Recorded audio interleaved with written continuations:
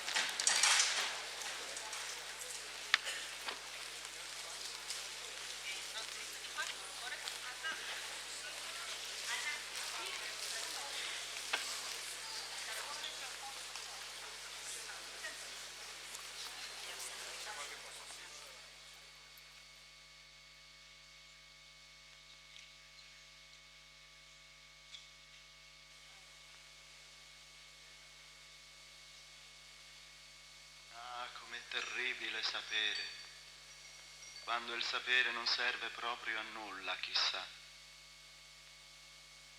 E io sapevo, ma ho preferito dimenticare, perché altrimenti non mi sarei lasciato condurre qui. Che succede? Cos'è questo tuo spavento? Lasciami tornare a casa, Edipo. Te ne prego, dammi ascolto. Così sarà minore il peso per tutti e due. No! Parlare è il tuo dovere verso la città. Le tue parole non sono utili neanche a te. Rimani in nome di Dio. Tu sai. Te ne preghiamo tutti, i miei cittadini e io. Voi non siete che dei pazzi. Ma io non parlerò, non li voglio violare.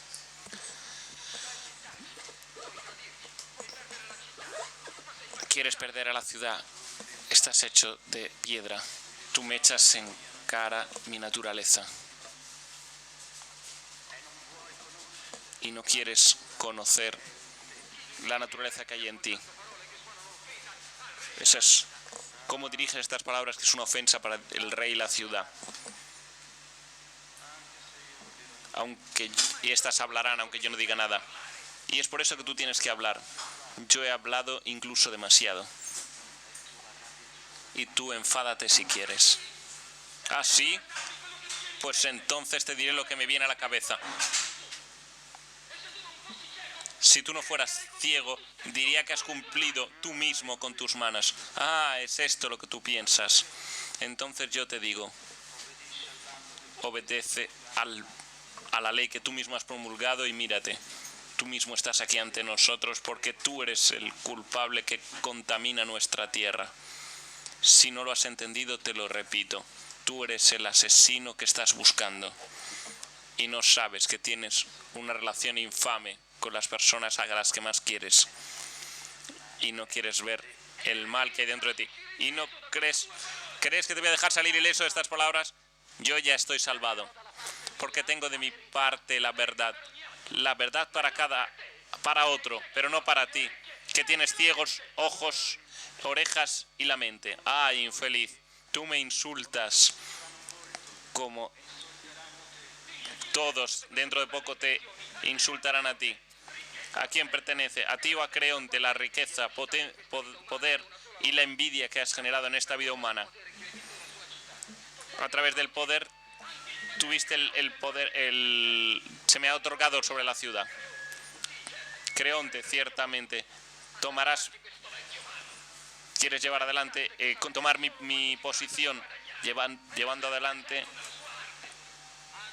Eres ciego en tu arte, aunque tú eres rey. Puedo responderte con tu misma franqueza.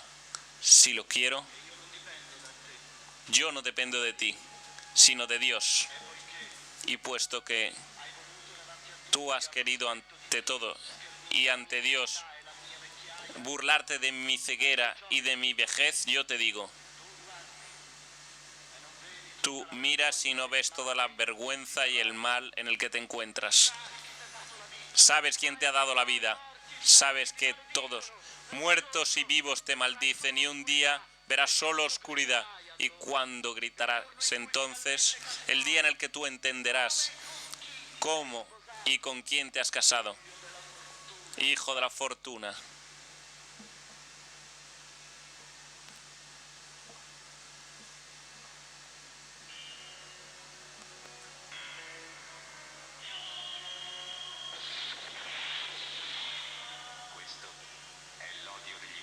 Este es el odio de los hombres. Este es el amor. Este es el miedo. Esta es la rabia. La semilla del odio, la necesidad de desahogarse para sobrevivir. Los caníbales. Te estoy diciendo que vayas a llamar a un doctor. Odio, amor, miedo, rabia. Eternos sentimientos, incluso en el orden de una sociedad. Los muertos son un símbolo, el símbolo del orden externo y de un caos interno alucinante. Y estas figuras irreales y fantásticas que quieren devorar a sus propios similares por sistema. El orden ha sido restablecido. ¿Lo has encontrado? Está delante de un bar. Quiero sacarle de allí inmediatamente. Los muertos por el camino sirven como ejemplo para evitar otros. No se tienen que tocar. Sois una serie de asesinos. Esta es la terrible sociedad de los caníbales.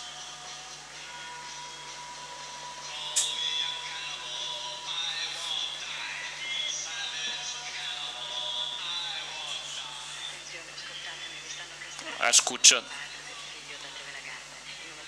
En el nombre del Padre, en el nombre del Padre y del Hijo, reaccionad todos contra la propaganda.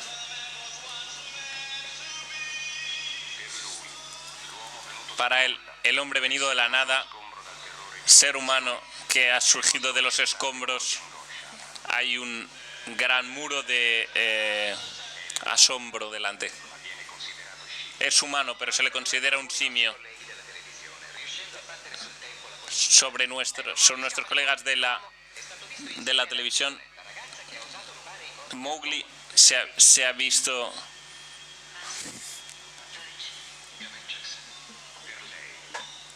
para ella la mujer libre del egoísmo.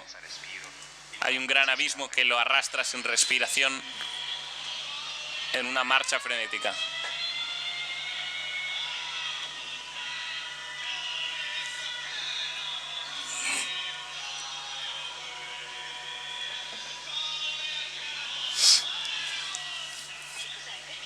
¿Qué es esto? ¿Por qué no quieres? Te lo puedes quitar si quieres. He hecho un voto militar, hace 2 días. ¿Puede el sistema planificar los sentimientos? ¿Puede reducir al hombre a ser un robot? ¿Puede destruir la fe? ¿Puede anular el amor y la vida misma?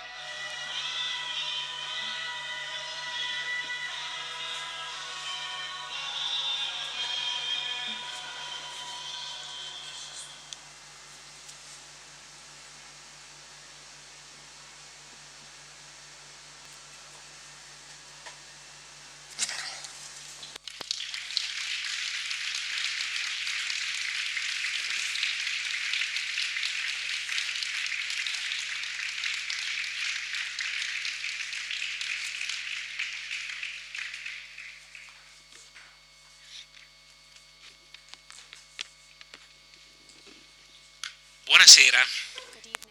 Buenas tardes. Empecemos con las presentaciones. Sé que estáis un poco asombrados por este material que tiene 50 años de vida. Luego os explicaré por qué he pensado en proponerlo para empezar este encuentro. Empecemos por las presentaciones. Por tanto,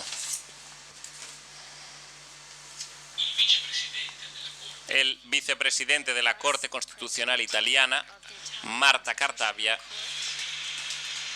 a su derecha, el presidente emérito de la Corte de los Diputados, el Parlamento de Diputados, a su izquierda, Luciano Violante. Hemos puesto de acuerdo, le llamaré profesor, porque no siendo yo profesor, hemos quedado en que ese sería el título que le daría. Os he propuesto una escena de Poredy de 1967 de Giancarlo Pasolini y el tráiler original de Gianna Cavani, Los Caníbales, que han sido dos escrituras importantes y, como habéis visto, muy diferentes entre ellas, de hace 50 años, de Antígonas y de Edipo. Como veis, el autor del que todo parte, incluso reescrito e interpretado, como habéis visto, de forma fuerte, es muy diferente a través de estos dos artistas. Vamos a hacer un repaso partiendo de Wikipedia. Ateniense del V siglo, además de una persona que escribía tragedias de muy importancia. Junto con Pericles tuvo funciones públicas y religiosas, participó en las guerras atenienses, se vio involucrado en las vivencias de su tiempo, que recordémoslo, es hace 25 siglos. A nosotros nos ha llegado 7 obras maestras teatrales de Sófocles. Parece que haya escrito 123 y estas 7 siguen siendo actuales aún a día de hoy. Pero esto no es una frase ritual. ¿Por qué no es una frase ritual esta de aquí?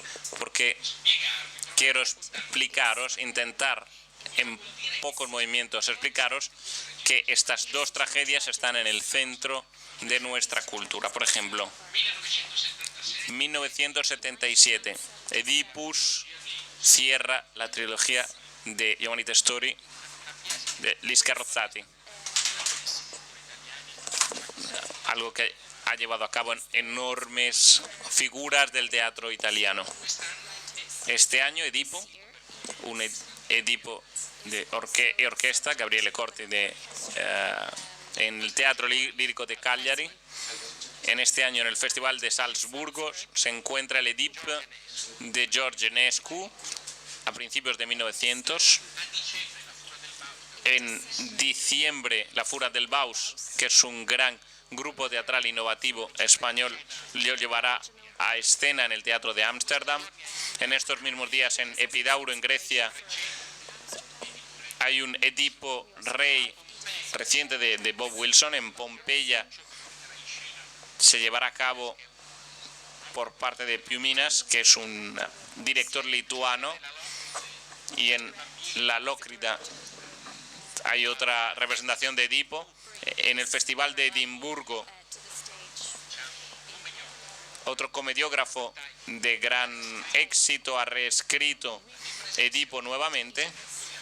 Y, por ejemplo, si queréis, en octubre, si vais al Varinsky Ballet, dirigido por Valery Gardiev y llevado por Jonathan Millar, podéis ver el Oedipus Rex de Stravinsky, 1927, texto del cardenal Danilou, que se ha reescrito. Para Antígona es aún peor. Tenéis que tener en cuenta que, por ejemplo, entre 24 y 27 Cocteau escribe una Antígona a la que se añade la música llevada a cabo con escenas de Pablo Picasso y vestidos de Coco Chanel.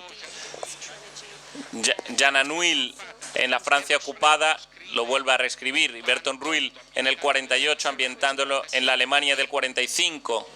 Y atención, se vuelve a hacer en ese mismo año ese Tiresias, esa cara tan expresiva que hemos visto en el vídeo, que con el Edipo de Pasolini es Julian Becker,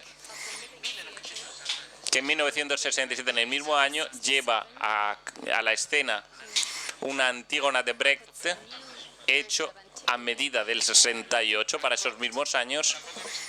Salvador Espriu en la España franquista de los años 50, Andrea Vaida lo lleva a Delphi en el 89, este polaco, y llegamos hasta hoy. Federico Tiezzi en 2018 en el Teatro Argentina, 2019 lo lleva adelante en Bérgamo Giovanni Dell'Aglio. En el Mittelfest de julio Constantino Stellas lo lleva adelante. También estará en Catania, en el Piccolo Teatro de este año lo han llevado adelante con Los Detenidos de la cárcel de Becaría, cárcel de menores de Becaría, hasta llegar a Antígona Inferguson, para ver la validez política que damos a esta obra.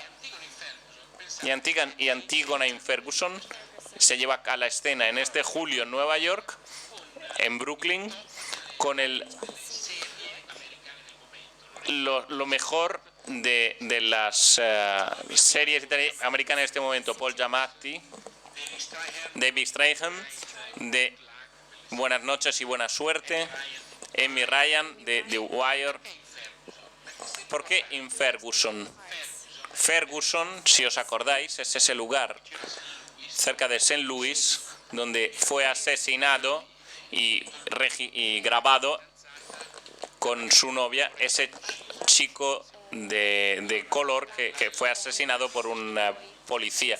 La lectura que este julio habríais podido ver en Nueva York con estos actores de series americanas era justamente una lectura política y actualísima de Antígona. ¿Por qué he hecho esta lista? Porque nos demuestran que estas obras maestras del teatro antiguo, estos dos, están en el centro de nuestra escena y nuestra cultura. Yo me atrevería a decir incluso de nuestro storytelling occidental, aunque fascinan también oriental.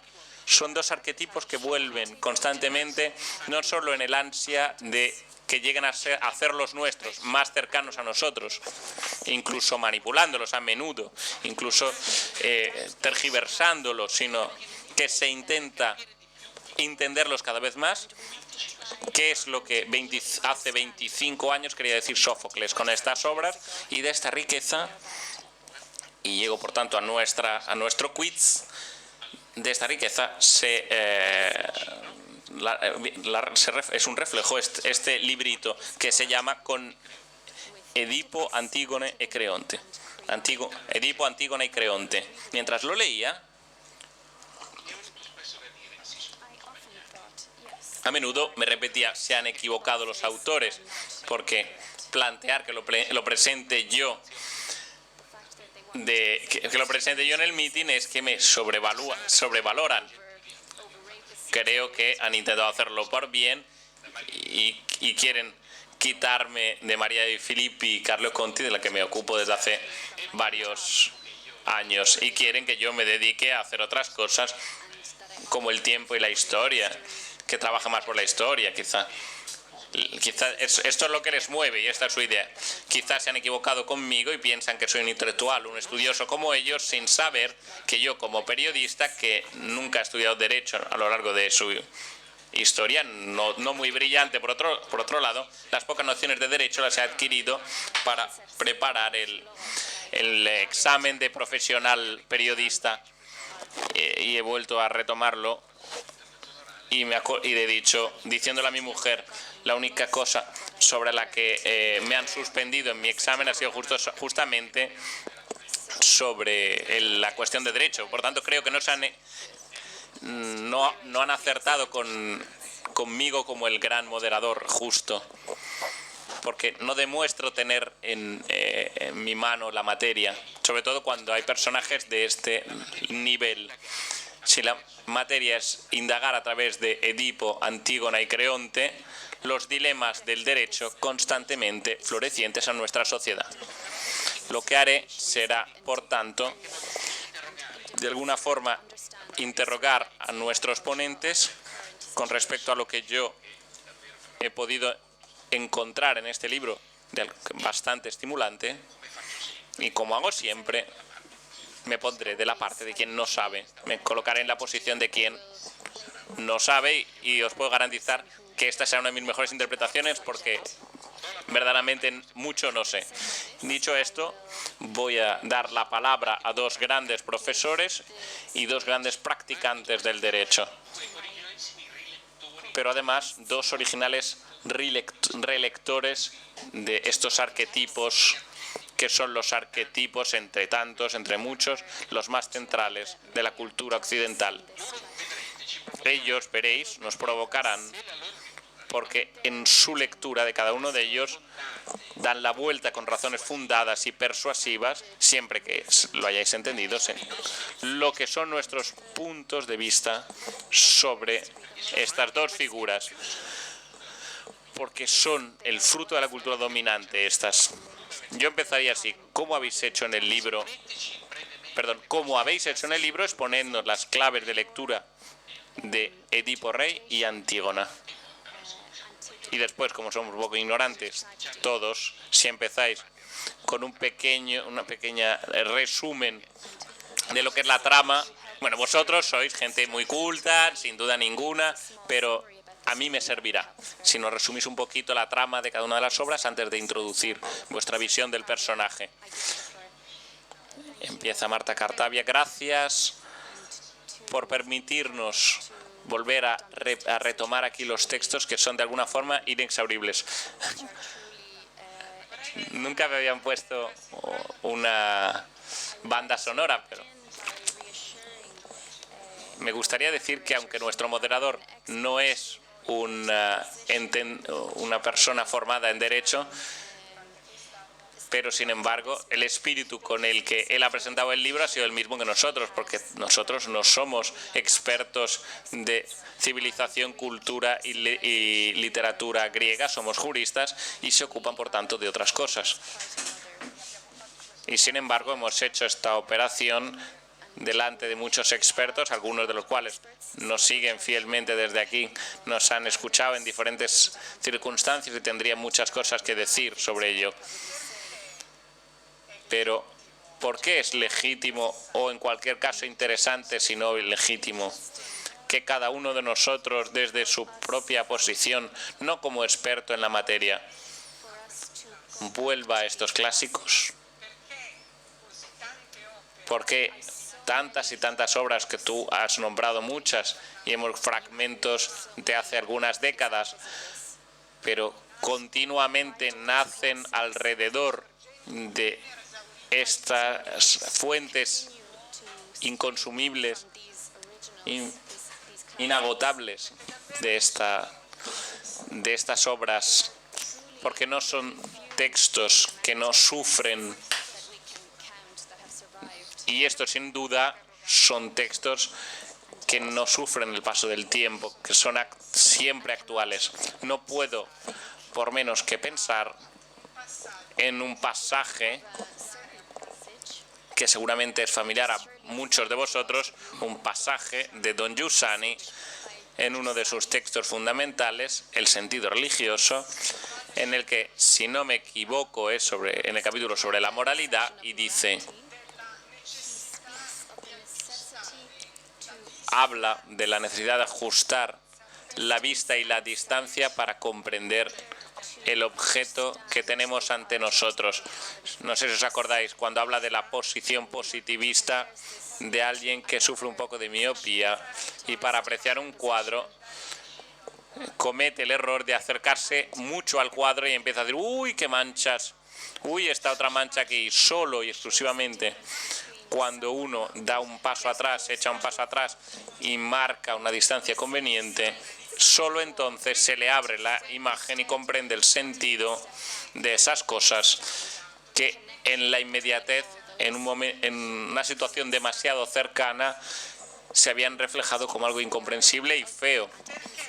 Por tanto, ¿por qué para nosotros ha sido tan importante e interesante medirnos con las preguntas que nosotros tenemos como juristas estudiosos y operadores del mundo jurídico con nuestras preguntas frente a estos textos?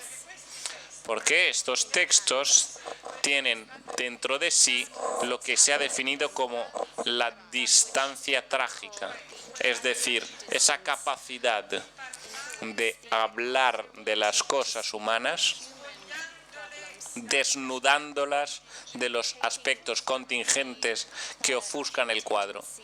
Confunden, parecen manchas, para permitir así que emerja ese tejido que palabras, no mías, por tanto las cito entre comillas, tiene una serie de reiteraciones cuenta una y otra vez historias diferentes en momentos diferentes, ofreciendo claves de lectura, incluso de nuestro tiempo, sin hablar necesariamente de la actualidad de hoy.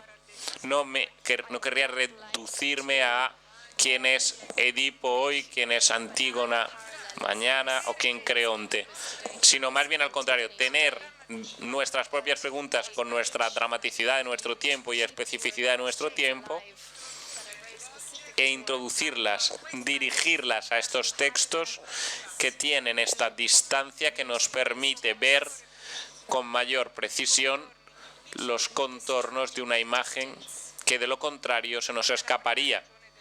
Esta es la primera razón del interés que ha suscitado en nosotros este trabajo. La segunda razón, también en este caso recurriendo a otro texto de Don Giussani, dice: cuando hay un problema, es un bien no empezar tanto por la búsqueda de la solución específica al problema, sino reflexionar sobre el sujeto. Este es el otro elemento potentísimo de estas tragedias, que lleva a todas las preguntas, incluso las preguntas políticas del momento, porque la tragedia se representaba públicamente justamente para hablar de esas cuestiones políticas que tocaban en ese momento. Se leen en filigrana toda la dramaticidad de las guerras de los diferentes tiranos y cambios políticos en ese momento, en la Grecia de ese momento, partiendo de reflexiones que tocan siempre la profundidad de la estructura humana, del yo, de sus preguntas, de su estar en relación con los otros. Estas dos razones, la distancia es presentar, situar en el centro al hombre con sus debilidades, sus ambiciones, la razón por la que dos textos así pueden seguir dando origen a nuevas representaciones y nuevas imágenes.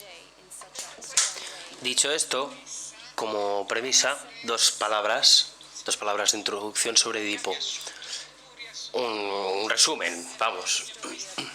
Hemos visto un trozo, pero ya en el medio de lo que vamos a hablar hace falta reconstruir la trama un poco. En realidad la tragedia es que la situación en la cual Edipo es rey de Tebas, que lo hemos visto allí, Tebas está en un momento de grave crisis, que de hecho por lo general estaba representada como la ciudad en la que entra en crisis, en depresión. Hay una peste en ese momento que la atenaza y los ciudadanos se rebelan contra su rey para que les libere de la peste. Y por eso tiene una gran corona, es un rey querido por el pueblo, que goza de la figura del pueblo. Y el pueblo se dirige a él porque ya entonces Edipo había liberado la ciudad de la esfinge, que no permitía que floreciera esta vida pública. Y él era el único agudo. El tema del conocimiento lo veréis, domina en todo lo que hemos hablado, y él, muy agudo, resuelve el enigma de la esfinge y por eso se le hace rey de Tebas. Y por esta grandeza, esta inteligencia de héroe, por eso él intenta resolver el problema que le da el pueblo, que es el liberarles de la peste. ¿Qué es lo que hace él? Manda un mensajero al oráculo y le pregunta cómo tiene que hacer para resolver este problema. El oráculo le dice que tiene que encontrar el asesino del rey que había estado anteriormente en el trono. ¿Cuál era el asesino de Layo? ¿Cómo era posible que nadie se hubiera dado cuenta de quién había matado al rey Layo? ¿Por qué nadie se había preocupado por eso? Es un dato extraño. Y entonces ahora todo se abre como una pregunta. Es una indagación de policía, si queréis, en la que Edipo, como veis, cuando le ha preguntado Tiresias, busca obtener todos los fragmentos de conciencia que puede tener de todos los testimonios para intentar reconstruir los hechos. Le pregunta a Casta, que es su mujer, a Yocasta. Entonces mira todas las imágenes y con esta indagación esto lo lleva a reconstruir y hacer emerger la verdad de los hechos. Una verdad trágica, porque es una verdad en la cual el rey, el inquisidor, ministerio público, juez, legislador, descubrirá que es el único verdadero responsable. El único responsable porque él es el mismo el que lo está celebrando. Todos los indicios le llevan a él mismo. Y entonces, ¿qué ha sucedido? ¿Cómo es posible que él haya matado a Layo sin saberlo? Tanto que mete en la escena toda esta indagación que le lleva a sí mismo, que se condenará a sí mismo por esta investigación, con lo cual es algo durísimo el exilio. Y entonces esto nos lleva a que él no había crecido en Tebas, sino que había crecido en Corinto, donde reinaba Mérope.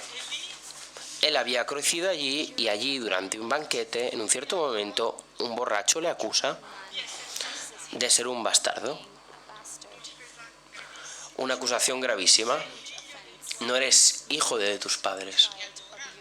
Y por lo tanto, de nuevo, va a interpelar al oráculo y le pregunta, atención, ¿quiénes son mis padres? Y el oráculo le dice, matarás a tu padre y te casarás con tu madre. Delante a una predicción así infausta, así tremenda y grave como se puede imaginar, Edipo escapa porque no quiere cometer esos dos hechos.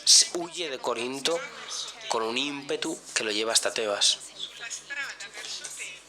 Por el camino a Tebas, en un momento encontrará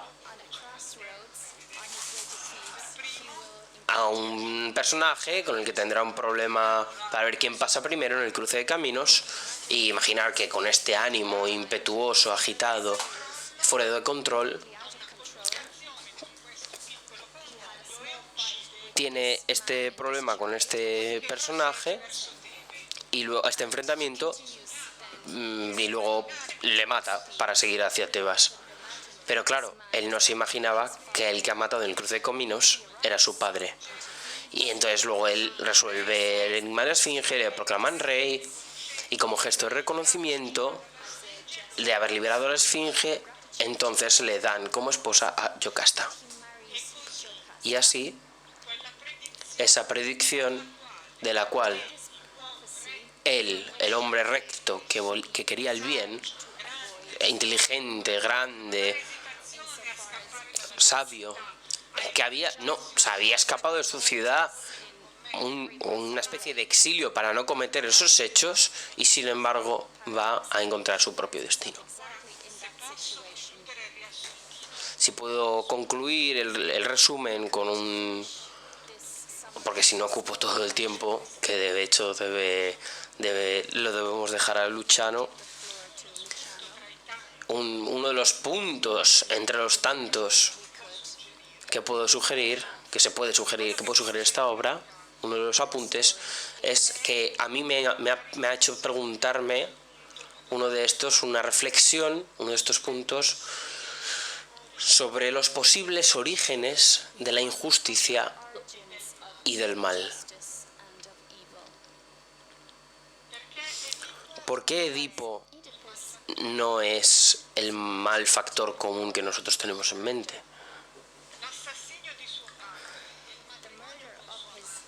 El que mate a su padre y el matrimonio con su madre no son ni una casualidad, o a veces parece como una injusticia de la vida, ¿no? Lo percibimos como una injusticia que te da la vida, una enfermedad, algo que que sucede al imprevisto, que nos golpea, algo que va de una manera distinta de la que nosotros pensamos,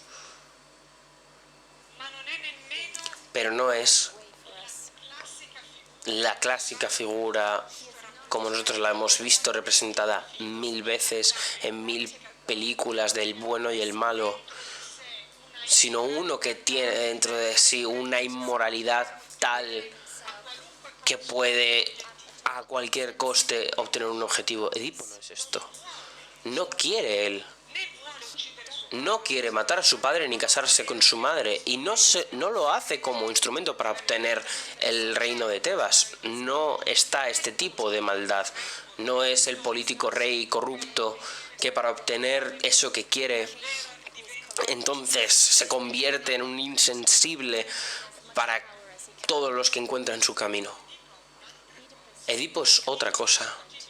Es indiscutiblemente al origen del mal de Tebas. Es él la causa de esta peste que está diezmando la ciudad. Pero él lo es sin una intención mala, no lo ha buscado. No es malvado, no es para nada así. Hay un punto en el que hace falta coger el texto otra vez, pero lo dejo en vuestras lecturas, porque si no es muy largo esto, que es aquello del diálogo que sucede con el oráculo cuando llegan a lo del insulto del borracho que le dice: tú no sos hijo de tu madre, eres un bastardo. Y Edipo le pregunta al oráculo, la pregunta es: ¿quiénes son mis preguntas? La respuesta es: matarás a tu padre y te casarás con tu madre. Cuando Edipo escapa delante del horror de lo que le viene pronosticado, le falta una información decisiva. No obtiene la respuesta a la pregunta que él había hecho. Él escapa del mal, pero no sabe quiénes son sus padres, porque el oráculo no le ha respondido. No ha respondido sobre esto. Por esto tú dices que es la tragedia de un defecto de conocimiento en el libro. Es la tragedia de un defecto de conocimiento. Pero ¿qué es lo que distingue esto de decir, como hemos dicho siempre, este destino sobre él, que se cumple independientemente? ¿Cómo podemos decir que él invade este destino? Y tú dices no. En realidad está este aspecto, seguramente está también este aspecto, le falta este elemento del conocimiento. Y el otro lado iluminador, en este paso del control, me salto un poco a los controladores de la lengua, pero que yo veo con una cuestión conceptual en Grecia, ¿no? Primero la liquema, que es el mal del malvado, y la fatalidad, que es la tiquema y la amartema, es decir, el fallo del ser humano, que está fuera de Edipo. Él quiere hacer el bien, pero no tiene en cuenta que en su estructura humana, de hecho el defecto de conocimiento que mira sus orígenes, en algo constitutivo de él mismo, el conocimiento que le falta es el conocimiento de su condición humana, que comprende una posibilidad de equivocarse. Ahora, entonces, el ímpetu hacia el bien, la tensión hacia el bien, a hacer el bien y evitar el mal, que no viene de esta capacidad de fallar, ¿no? De esta posibilidad de fallar, tiene el riesgo de hacer un movimiento, de ponerte en ese lugar de cometer este mal, ¿no? Os leo tres líneas de Romano Guardini, que comentando un capítulo sobre la justicia inicia así: Ahora tenemos que hablar de la justicia. La palabra tiene un sonido elevado, pero también trágico. Bellas pasiones se le han encendido en ella, pero gran generosidad en su mirada. Pero cuánta iniquidad se rodea, cuánta dolor. Toda la historia de la humanidad podría estar contada sobre el título Lucha por la justicia. Es impresionante el movimiento sobre la justicia, que es una virtud cardinal, entonces, por lo tanto, sin duda tiene un valor indiscutible. Pone en movimiento las energías de la sociedad. Si no viene actuada en la consciencia del dato, del límite, de la posibilidad de equivocarse, del ser humano que la quiere practicar, no solo no llega a su objetivo, sino peor, que llega a lo contrario. Por tanto, en un cierto punto, para seguir con lo que estás diciendo, por esto en un cierto momento tú evocas, por ejemplo, ¿cómo decir? Haces casi una loa de la injusticia, ¿no? De la prudencia. Por esto, ¿no? Y dices, sí, hay un aspecto que siempre me ha gustado mucho y que me ha sorprendido, en este meeting mismo, en otra sala, no este año, hablé una vez, ¿no? Que es que lo estudias que los juristas, que para aquellos que tienen que practicar la justicia en la tradición italiana, tienen dentro la palabra, la virtud de la prudencia, que es otra virtud cardinal, no la de la justicia, y la prudencia. Y la prudencia no es la virtud de quien no tiene coraje, de quien no es decidido. La prudencia, ya lo he dicho algún año anterior, es de un punto que a mí me gusta mucho, que tiene la característica de la pluralidad de las miradas. Tiresias es ciego y de hecho Edipo le acusa y le dice, tú miras pero no ves. Está todo este juego de miradas, que es el mismo juego que vemos en las imágenes de la iconografía de la prudencia. La prudencia es una de las imágenes que más me gusta. Una de las que más me gusta es el Ara de Sant'Agostino en San Pietro del Celdoro en Pavía. Es una de las imágenes en las que se ve un hombre que mira, un hombre sabio que mira el pasado, ¿no? Que tiene tres cabezas. Un hombre más viejo que mira el pasado, un hombre maduro que mira de frente y un hombre joven que mira el futuro. Prudencia es como decir, no basta mirar con una sola mirada o una persona. Es como el encontrarse de las miradas, porque incluso el hombre más virtuoso, más sabio, más inteligente, como Edipo, tiene dentro de sí la semilla de su límite, que no puede por sí solo compensar. Esta conciencia de esta humildad última a mí me hace decir, demos gracias a la imperfección, no vayamos más allá. Y con Coelet puedo decir, no querer ser demasiado justo. No porque uno no quiera tener el coraje de andar hasta el final, sino por la conciencia del propio límite y de la propia capacidad de fallar. Bien, prosigo con este profesor. Me dirijo al profesor Violante. No sé si quiere integrar, complementar, añadir sobre este terreno, pero he querido elegir. A ver, vamos a Antígona. Yo he querido usar este tráiler porque en su dureza, además de la síntesis de las imágenes de esta película del 69, tan marcado por el espíritu de su momento, del 68, nos muestra una lectura particular de Antígona que parece más simple en nuestra sociedad hoy. Evocamos a Antígona continuamente. ¿Cuántos de entre nosotros, protagonistas de vivencias controvertidas, se convierten en Antígona? En tu lectura de Antígona, ya He empezado con un usted y ya he pasado al tú. Estoy cayendo, lo sabía que iba a caer, que iba a acabar así.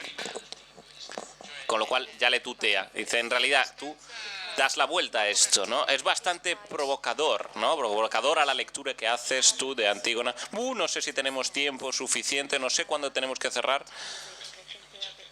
Bueno, hemos empezado con retraso. Me han dicho, a las 8 tenemos que cerrar. No tenemos tiempo. No tengo noticias referente a estos. Si alguien... Exacto. Si en algún momento tuviéramos que cerrar, avisadnos. En cualquier caso, como ha dicho Marta, este libro ha nacido no de dos expertos de literatura griega, sino de dos juristas que hace 3 años fueron reclamados por la editorial El Molino de Bolonia para que separado tuviéramos 2 conversaciones, con Marta una sobre Edipo y otra sobre Antígona conmigo. Las conversaciones no debieron ir muy mal porque nos pidieron que escribiéramos estos textos, los lleváramos a escrito, no suficientemente conocidos. Durante bastante tiempo hemos trabajado juntos y ha surgido este texto, este libro, ¿no? Antígona. Antígona se ubica poco después de Edipo, porque Edipo ya ha abandonado Tebas. ¿Y quién gobierna? Pues los hijos de Edipo, que son Eteocles y Polínices. Como son 2 y el trono uno solo, deciden que se van a turnar 1 año cada vez. ¿En qué sentido? Eteocles, que es el mayor, gobernará 1 año y después gobernará Polínices. ¿Qué sucede cuando cae el año, pasa el año, como sucede en la historia republicana? Dice Eteocles, quiero proseguir y no cederte el caso. Y Polínices dice, bueno, pero me toca a mí ahora. Y dice, pues no, quiero gobernar y seguir. Así que su hermano pequeño abandona Tebas y reúne un ejército con los grandes héroes de la antigüedad y va a recuperar el trono que le toca por derecho. Se enfrentan los hermanos y ambos mueren, los 2, en el enfrentamiento por el trono. El único hombre que permanece es Creonte, el cual toma el poder del soberano y emana un edicto. Y aquí es la vivencia de la que ha hablado Marta. También hay un edicto aquí, porque Edipo hace un edicto en el que dice que se niegue fuego y agua al asesino o bien se le ciegue. Aquí también hay un edicto. Creonte dice que no se lleve a cabo ningún honor a Polínices y su cuerpo sea abandonado. Todos los honores se le otorguen a Eteocles, que es el que ha defendido a la ciudad frente al ejército invasor de los extranjeros. Pero la hermana de ambos, de Eteocles y Polínices, hija también de Edipo, que es Antígona, decide rendir honores fúnebres a su hermano violando el edicto, y hay este enfrentamiento entre ambos, Antígona y Creonte. El mito que ha sido representado por la película de los caníbales parte del mito leído por Hegel y Nietzsche, que se ve en el romanticismo y luego retoma de nuevo en la Segunda Guerra Mundial. Es el poder del gobierno malvado de uno con el otro. Es la mujer que se opone de forma ardiente por una cuestión de conciencia, y todas las versiones giran en torno a este mecanismo. Bueno, esto es el mito. La tragedia es un poco diferente. En la tragedia, como se nos ha recordado antes, veréis, la tragedia griega tenía la función de sacar los problemas, ponerlos sobre la mesa, y como dice Aristóteles, quien asistía a la tragedia sufría una catarsis, y es una representación colectiva y hay una interpretación colectiva de la tragedia.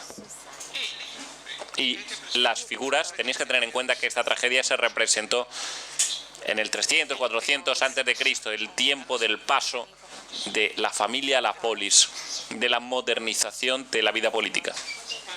Se pasa de los principios de la familia, en los que gobierna la mujer, a los principios de la ciudad, en los que gobierna el hombre. Y por tanto la tragedia enmarca este paso. Lo moderno es Creonte, que marca la ley de la ciudad. Lo no moderno es Antígona, que defiende la ley de la familia. No es banal decir que Antígona reclama así los dioses del Hades, mientras que Creonte no reclama los dioses, sino que es un edicto, es una ley y hay que respetarlo. Bueno, en la interpretación que yo he dado, me parece útil echar mano nuevamente al problema del gobierno. ¿Cuál es el problema que tiene Creonte? Él no puede favorecer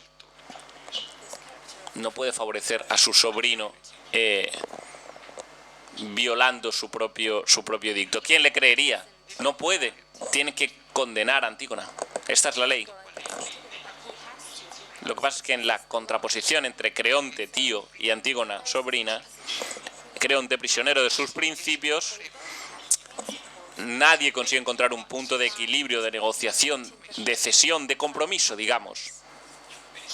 Hay una gran página de Ratzinger que dice: el compromiso es el alma de la política, porque es la negociación. Y ahí se encuentra el alma de la experiencia política. Por tanto, surge la tragedia del hecho que no puede ceder Creonte. Y hay un pasaje en la obra de Antígona de Sófocles que dice: yo espero que sea una interpolación, pero no es una interpolación. ¿Cuál es este pasaje? Antígona, en un determinado momento de la tragedia, dirigiéndose al cadáver de su hermano Polínice, dice: si yo tuviera otro hermano, lo podría dedicar a otro hermano, a Polínices, ¿no? Si tuviera un marido, no podría hacerlo, pero yo no quiero casarme. Si tuviera un hijo, pero tampoco quiero casarme ni tener hijos. Por tanto, no es la heroína de la que nos habla el mito. En la tragedia es un sujeto que tiene sus dudas, sus perplejidades, como los seres humanos. Hasta tal punto que Goethe esperaba que fuera una interpolación, porque esto disminuía la imagen de heroica doncella con la que había comentado esta figura, ¿no? El problema es que el que decide políticamente, el decisor político, a veces tiene que afrontar problemas políticos.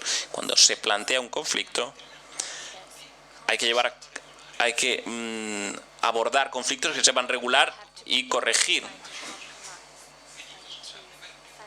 Tanto Edipo como Creonte han sacado conflictos que no saben resolver. Es un problema que no son capaces de resolver tampoco por parte de Antígona. Nunca se debe en la política abrir conflictos que no sean capaces de resolver. Tú abres un conflicto cuando eres capaz de concluirlo. Si no eres capaz de cerrarlo, tienes que estar atento porque puedes acabar tú mismo siendo víctima del conflicto que has abierto. Y esta es la lectura que a mí me ha parecido dar de la vivencia.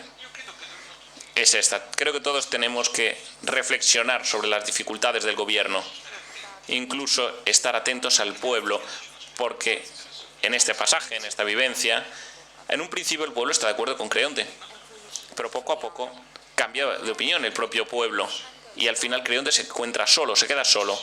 Una decisión, en algunos casos, que se toma en soledad. Cualquier tipo de decisión, quien es responsable la toma en soledad. Esto es lo que tiene el poder. Por tanto, ¿por qué la tragedia o por qué en Edipo se da una tragedia? Porque en la vivencia de la tragedia griega lo que se ve es lo trágico de la vida. Cuando no se trata de una tragedia, cuando interviene Dios, un Dios. Hemos hablado de muchas tragedias en este equívoco en el que se encuentran nuestros amigos que nos han considerado expertos de tragedia.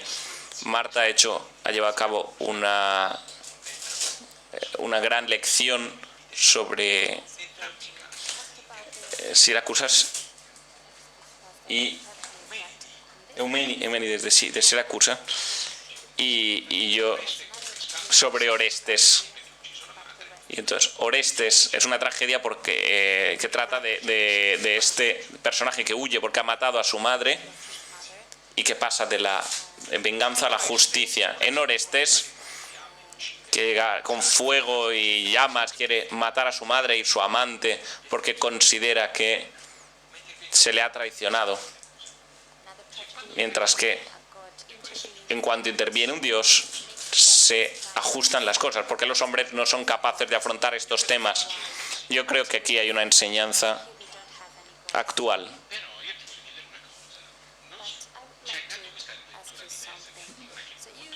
Nos has dado esta relectura de Antígona, que es muy provocadora, porque ¿por qué nuestra cultura, por el contrario, convierte a Antígona en una capitana?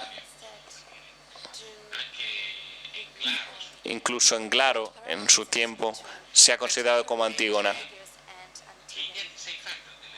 ¿Qué idea te has hecho de por qué nuestra cultura sigue reproduciendo el mito sin preguntarse, sin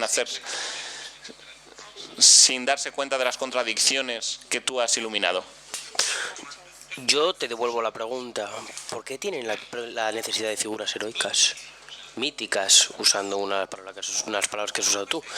No, si me permites, esta es una tentación de proyectar algunas figuras reales en una visión heroica, ¿no?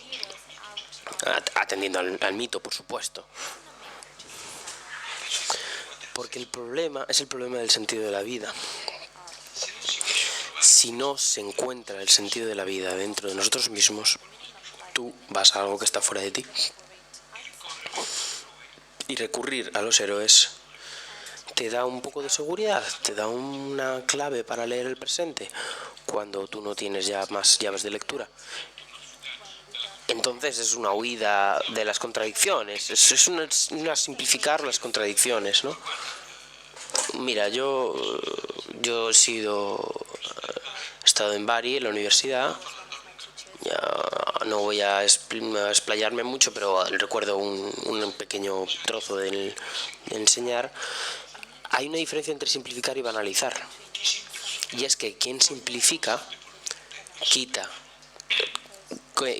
conscientemente lo superfluo, y quien banaliza quita sin conciencia lo esencial. Y para nosotros la banalización es un problema, ¿no? No la simplificación. La simplificación es una obra que cuesta, requiere la conciencia, la inteligencia y la capacidad de distinguir lo que es importante de lo que es superfluo. Lo banal, sin embargo, es distinto de lo superfluo, ¿no? Porque ya no puede llenarlo más. Pero al ver este problema, que escapa a este caso de la regla de la vida, tiene mucho sentido, ¿no? Porque saca esta posibilidad, ¿no? Que tiene mucha complejidad. Las figuras que hemos citado son figuras complejas, son personajes complejos. Y complejo no quiere decir contradictorio, ¿no? Quiere decir simplemente complejo, con tantos factores, ¿no? Porque esto satisface mucho más nuestro deseo absoluto, ¿no?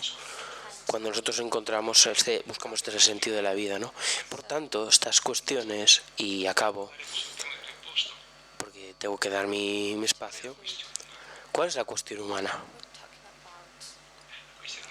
La cuestión humana es vencer el nihilismo, derrotar la vida, el pensamiento de que la vida no tiene sentido. Ahora bien, el héroe te da la posibilidad de tener una clave, pero es un signo de fragilidad, no de fuerza.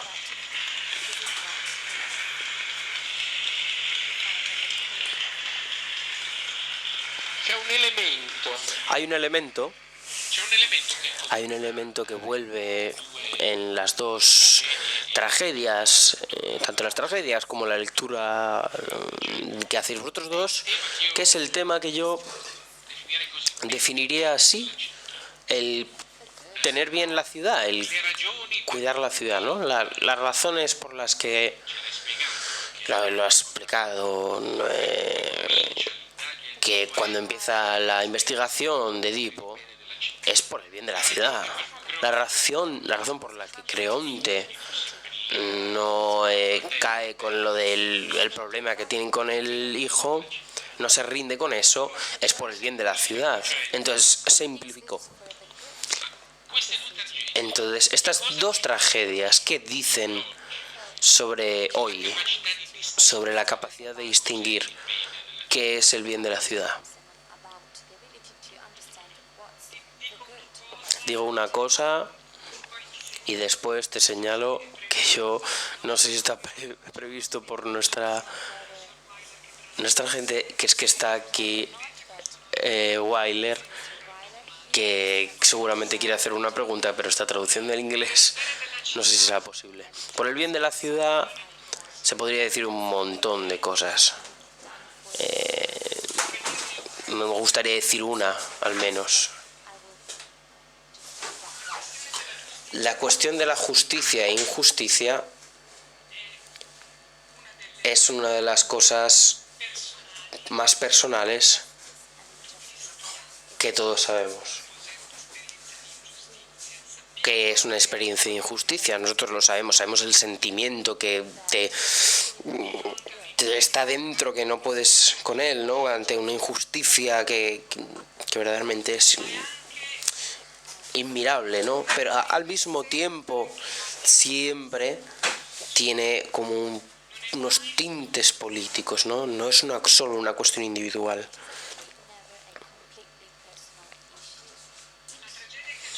La tragedia que ha citado hace poco Luciano es emblemática sobre esto, ¿no?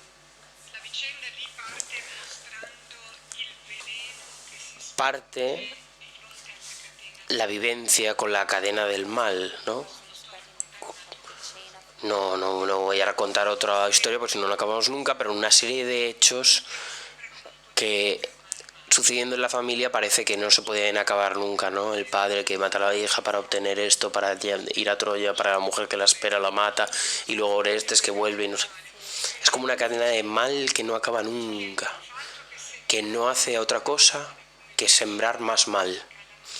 Como dice Calandrei, la injusticia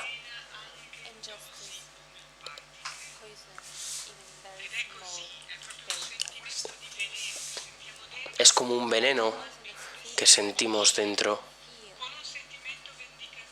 y que es como un signo indicativo, como aquella de hace 2500 años, ¿no? De hecho, es que ellos nos pueden mostrar esta cadena del mar que continúa a perpetrarse. Pero después de esa tragedia que termina con el tribunal, que es para romper esta cadena del mal, con la fuerza de la argumentación, de la persuasión que vence sobre el instinto de indicativo, etc., ¿cómo se acaba?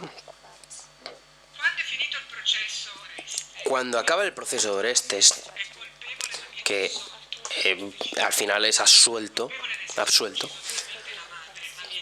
había matado a la madre verdaderamente, pero es absuelto, acaba así con una absolución, el primer proceso. El trabajo no está acabado. Atenas, que ha constituido el tribunal para esto, este tribunal de la venganza, va a los Rini. Y entonces, claro, ellos habían perdido el proceso.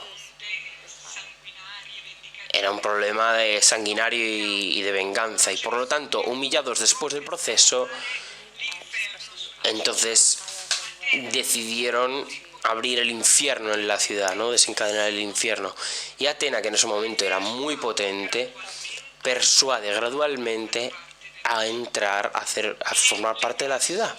Y entonces los transforma la venganza en Euménidi, algo que porta algo bueno, una insistencia, un diálogo. Esto sería para otra conversación, pero ¿por qué llamó la atención a esto? Vamos a ver. Primero, porque se vive como una vivencia familiar, un hecho de sangre de la familia que de hecho destruye la ciudad, exactamente como el mal cometido por Edipo. Si queréis, un mal privado feo, pero privado, que ha matado a su padre y se ha casado con su madre, y de hecho hace que las consecuencias lleguen a todos. Pero sobre todo, el final es que Atenas no tiene completo su trabajo. No lo ha cumplido cuando ha terminado el proceso, sino cuando ha encontrado el modo de transformar la venganza en algo bueno, en Euménides, dar un lugar en la ciudad a estas ideas, a estas diosas. Y a mí, en tantas cuestiones, me sugiere una. Entonces, cuando una parte que se pierde, que viene incluida, y de ahí es de donde nace el buen gobierno, ¿eh? ¿Cuántas veces hemos pensado como el buen gobierno, como en esta que ha explicado magistralmente Mariela Carlotti con su exposición memorable, ¿no? Cuando la justicia del buen gobierno con las balanzas rotas, con una mujer con todo roto, este es el símbolo del mal gobierno, ¿no? Sin embargo, el buen gobierno se apoya sobre la justicia, una mujer bella.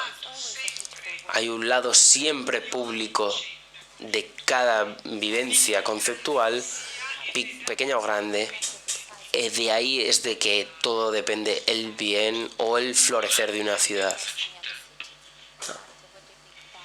Violante, el bien de la ciudad.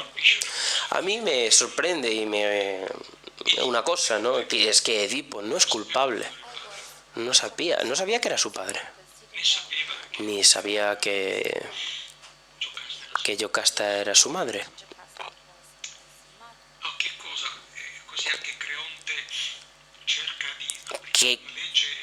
O Creonte, ¿no? Que busca hacer una ley sin buscar discriminación. En estas tragedias hay otra categoría más allá de la culpabilidad, que es la de la impureza, lo impuro, que no es culpable, pero es impuro. Perdonadme si hago un paralelo con el presente. Digamos que sobre un país en el cual, si uno de vosotros o uno de nosotros encuentra una persona u otra herida por la calle, por lo tanto tiene la obligación de llamar a la policía, de darle de ayudarlo, de socorrerlo, y si no lo hace, comete un delito que se llama omisión de socorro, y lo cual le significará una multa y un grave problema.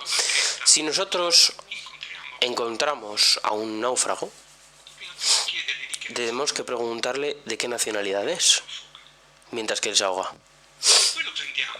Si después lo cogemos, lo salvamos, tenemos un problema, es que cometemos algo que es ilícito, que está castigado con la confiscación de la barca y una multa de miles de euros. ¿Por qué? Porque entrada a la categoría de la impuridad, de la impureza en nuestra democracia. Es lo impuro. ¿Me explicáis por qué en la civilización europea, la supercivilizada en Italia, en Alemania, si yo soy hebreo y yo llevo un signo distintivo de mi pertenencia religiosa, si soy gitano, si soy negro, tengo menos derechos que un blanco que no tenga signos de pertenecer a ninguna religión? ¿Por qué? ¿Nos damos cuenta de qué significa esto desde el punto de vista del valor de la democracia? Yo creo que la polis de hoy debe mirar esto. Tiene que mirar esto, porque cuando empezamos a distinguir, no porque tú has cometido algo, sino por aquello que eres, no por lo que haces, sino por lo que eres. Si eres gitano, hebreo, negro, y por lo tanto eres impuro. Por lo tanto yo tengo libertad de agredirte. Y a lo mejor puedo encontrar una autoridad que me dice que he hecho muy bien al agredirte. Y por lo tanto yo creo que esto que es uno de los grandes problemas de la polis contemporánea. Porque mirar, cuando hablamos de discriminación se sabe cómo se empieza, pero no se sabe cómo se acaba. Que alguno de nosotros puede ser minoría, porque es viejo, porque está enfermo, por lo que sea. Yo tengo la impresión de que nosotros nos damos poca cuenta de este problema, ¿no? Hay un cuadro de Peter Bruegel que se llama La caída de Ícaro. Mirar, hay un cuadro en el que que están los agricultores que están trabajando, otros que están haciendo distintas labores, y en un ángulo del cuadro hay una pierna que florece. ¿Sabéis cómo se llama este cuadro? La caída de Ícaro. ¿Por qué? Porque nadie se da cuenta de que está haciendo un acto extraordinario, ¿no? Es uno que ha desafiado al sol y que luego se ha caído. Pero no se ha dado cuenta ninguno. Que todos estaban ahí afanados al trabajo, mirando su teléfono como hoy en día. Es que yo creo que hoy tenemos que levantar los ojos del iPad y mirar lo que está sucediendo.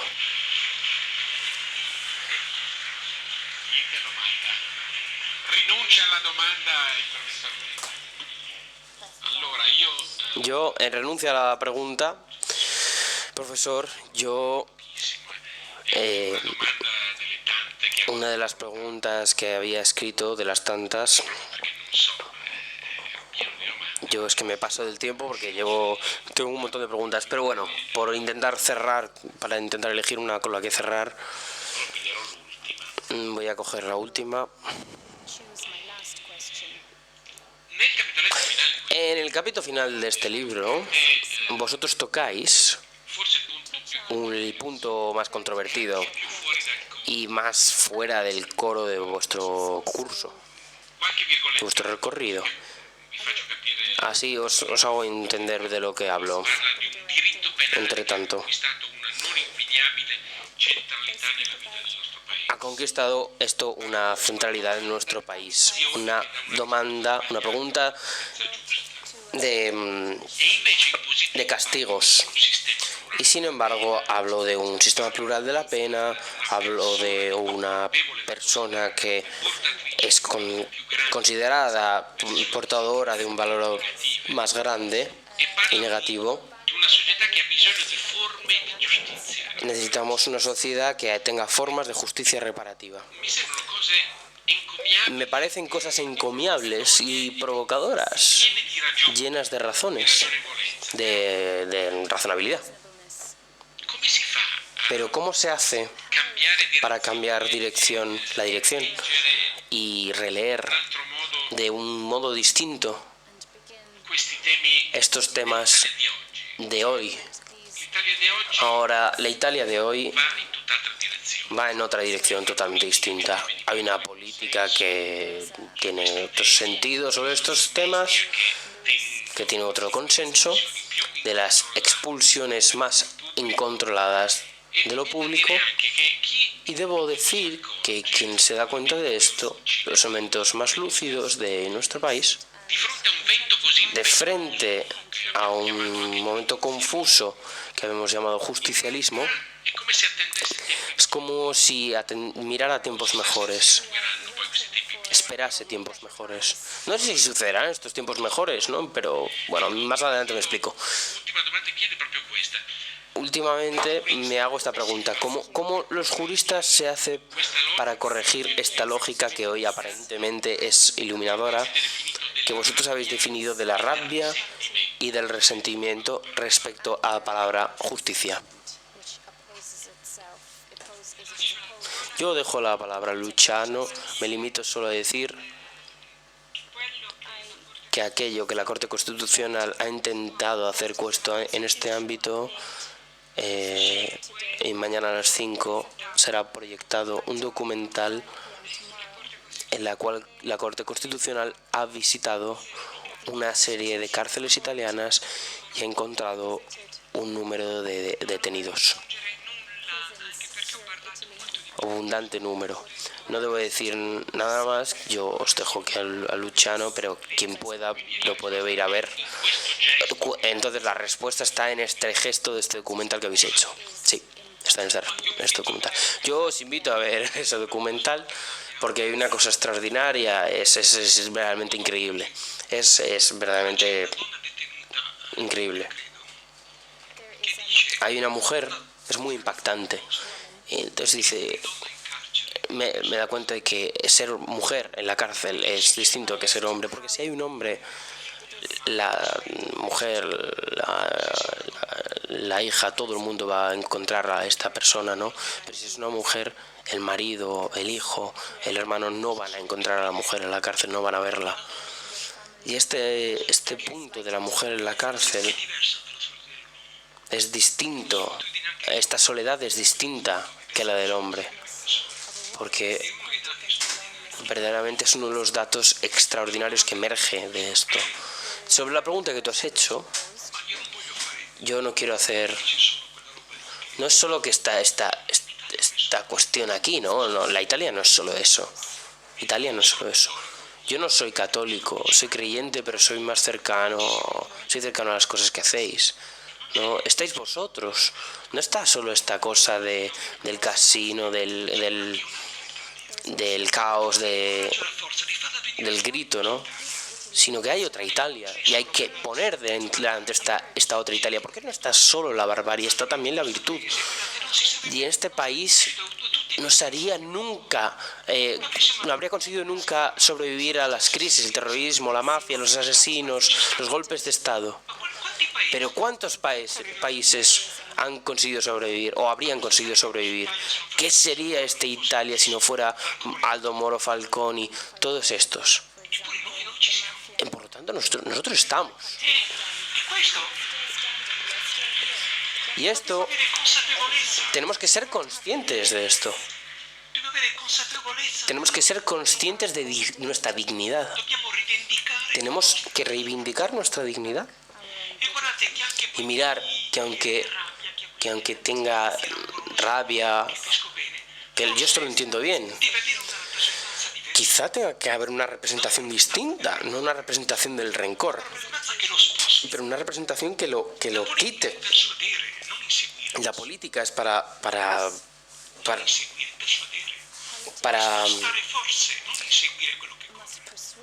persuadir.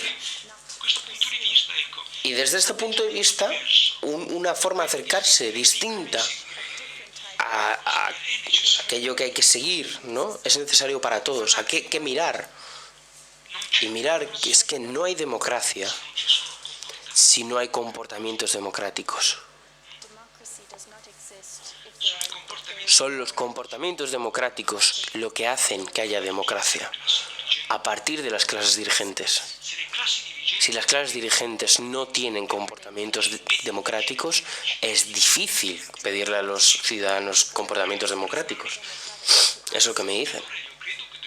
Y ahora yo creo que tengo que tener el coraje de los de la comunicación de que verdaderamente puedan decir qué es lo que hay de bueno en este país, porque de otra manera es que nos caeremos con el tiempo. Sí, por supuesto, está la rabia, está todo eso, pero no es solo eso, no es solo eso, porque estamos también nosotros.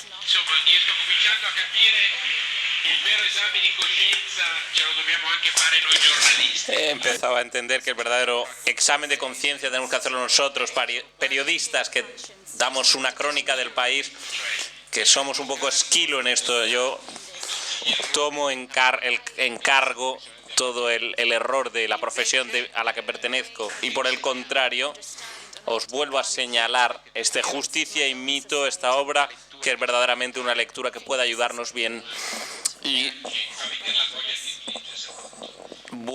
devuelve las ganas de volver a leer Antígonas, Creonte y Edipo, y os lo aconsejo calurosamente. Y a mí este verano me ha aclarado mucho, gracias a Luciano Violante, a Marta Cartavia y, como decía mi amigo Giorgio Gaber, y pensar que había un pensamiento al respecto.